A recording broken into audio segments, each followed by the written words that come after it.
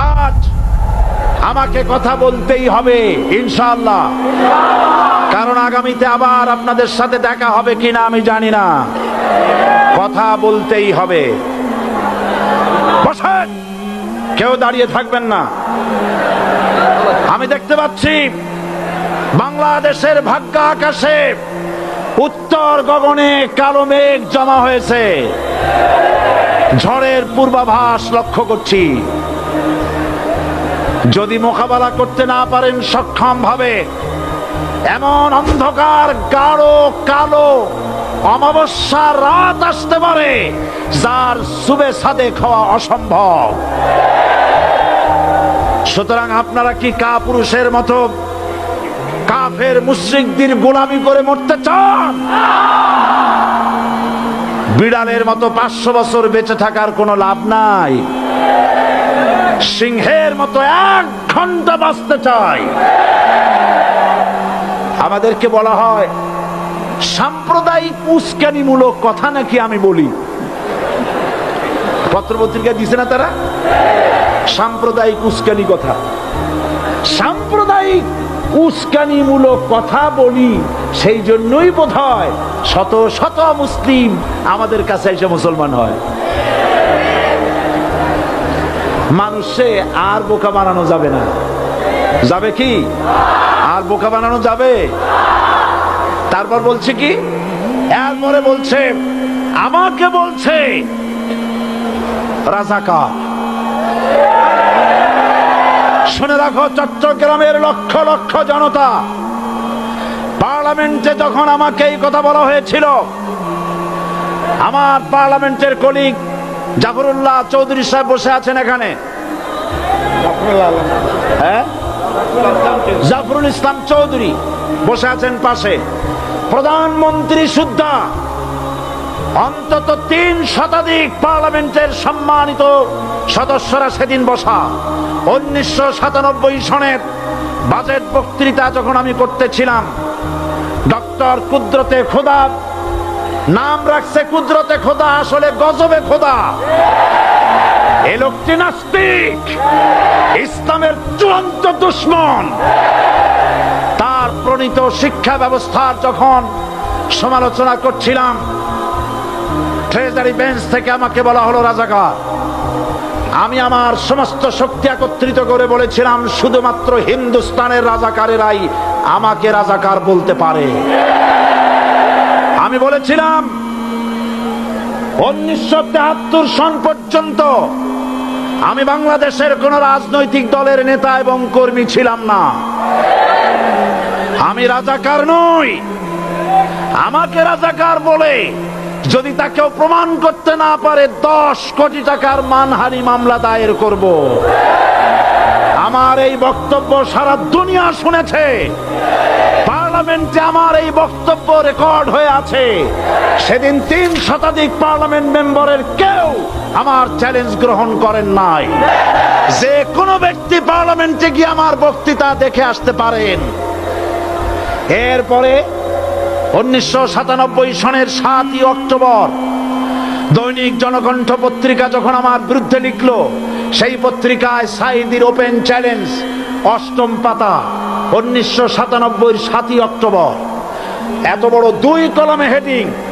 সেখানে আমি বলেছি বাংলাদেশের সকল সাংবাদিক, গোয়েন্দা বিভাগ, বাংলাদেশের সকল বুদ্ধিজীবীকে আমি আমার পিরোজপুরে আমন্ত্রণ করছি।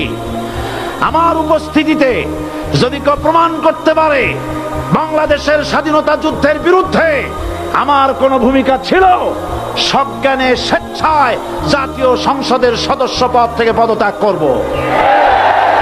3 বছর পার হয়ে গেছে, আজ পর্যন্ত কেউ এই চ্যালেঞ্জের মোকাবেলা করে নাই। সুতরাং আমাকে যারা রাজাকার বলবে তারা পিতৃ পরিচয়হীন অবৈধ সন্তান। 1971 সনের, শোনো মুসলমানেরা, 1971 সনের কোন কাদা সাইদির গায়ে লাগে নাই। আমাকে রাজাকার বলে জনগণ থেকে বিচ্ছিন্ন করবা, জনগণ থেকে আমারে বিচ্ছিন্ন করা যাবে না। কারণ এই জনগণ আমার জন্য আসে না, এই জনগণ আসে আল্লাহর কোরআনের জন্য।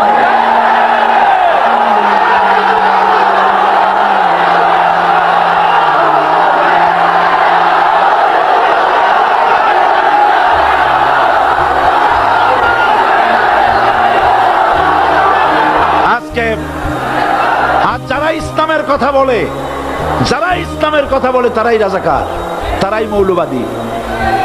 মৌলবাদী বললে আমরা অসন্তুষ্ট হই না, কারণ মৌলবাদী শব্দটা আসছে মূল থেকে। মৌল শব্দ এসেছে মূল থেকে।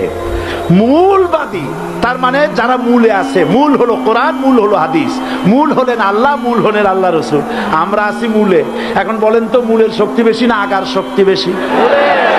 আমাদের যারা মৌলবাদী বলে ওরা হলো আগাবাদী। মূলে আছে কত কোটি?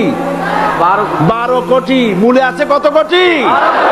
আর আমাদের যারা মৌলবাদী বলে ওই থাকো গাছের আগায়, আমরা মূলে।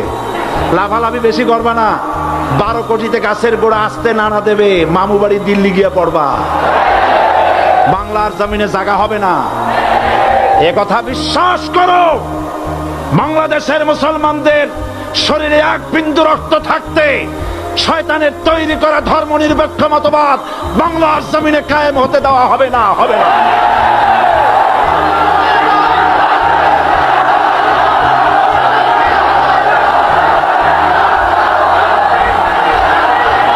রাসূল করিম সাল্লাল্লাহু আলাইহি ওয়াসাল্লাম কোরআন প্রতিষ্ঠার জন্য আন্দোলন করেছিলেন।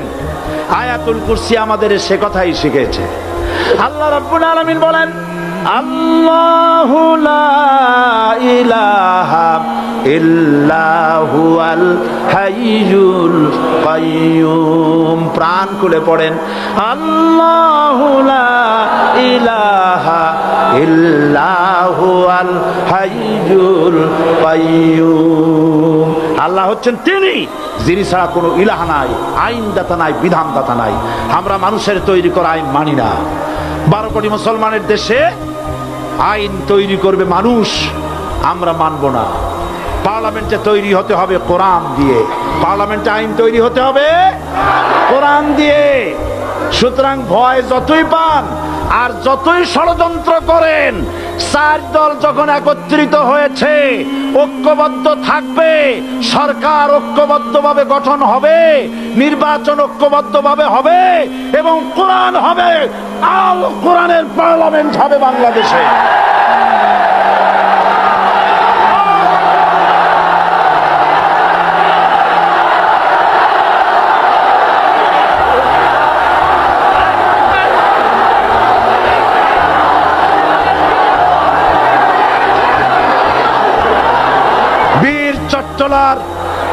বীর চট্টলার মুসলমানেরা, বীর চট্টলার মুসলমানেরা স্বাধীনতার ঘোষণা এই চট্টগ্রাম থেকে স্বাধীনতার মহান ঘোষক প্রেসিডেন্ট জিয়াউর রহমান সাহেব দিয়েছিলেন। এই চট্টগ্রাম থেকেই ইসলামী রাষ্ট্রের ঘোষণা হবে।